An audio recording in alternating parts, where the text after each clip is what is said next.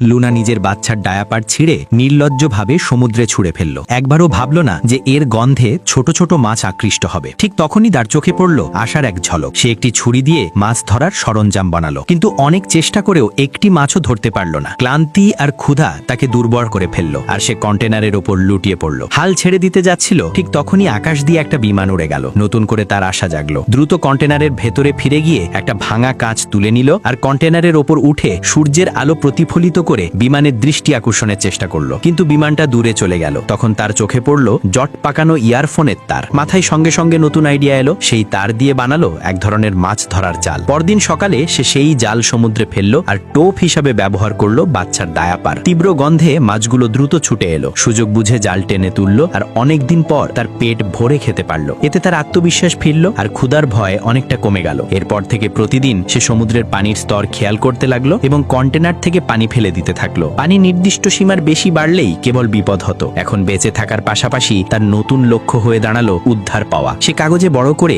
SOS লিখে প্লাস্টিকের বোতলে ভরে একে একে সমুদ্রে ভাসিয়ে দিল। আশা করলো কেউ না কেউ সেটা খুঁজে পাবে। ধীরে ধীরে পানির স্তর কমতে শুরু করলো। পরিস্থিতিও কিছুটা স্বাভাবিক হলো, কিন্তু এক রাতে হঠাৎ জোর শব্দে তার ঘুম ভাঙলো। বাইরে এসে দেখলো শব্দটা আসছে ভেসে যাওয়া একটা কন্টেনার থেকে। ঠিক তখনই তার মোবাইল চালু হয়ে গেল এবং সেখানে এলো জ্যাকের কল। কষ্ট করে ফোন আনলক করে লুনা তার স্বামীর শেষ মেসেজটা পড়লো। জানা গেল সীমান্ত পেরোনোর সময় জ্যাক ধরা পড়ে গিয়েছিল এবং পালানোর চেষ্টা করায় তাকে গুলি করে মারা হয়। মৃত্যুর আগে সে লুনাকে শেষ বিদায় জানিয়েছিল। এ খবর শুনে লুনা ভেতর থেকে ভেঙে পড়ল, কিন্তু নিজের নবজাতক সন্তানের জন্য হাল ছাড়ল না। 26তম দিনে পানি এতটাই বেড়ে গেল যে তাদের ঘুমানোর জায়গা পুরোপুরি ডুবে গেল। চাপ এত বাড়লো যে কন্টেনার থেকে আর পানি ফেলা সম্ভব হলো না। এখন তাদের একমাত্র উপায় ছিল কন্টেনারের ওপরেই থাকা, কিন্তু এটাও সাময়িক সমাধান ছিল, কারণ ধীরে ধীরে গোটা কন্টেনারটাই ডুবে যাচ্ছে।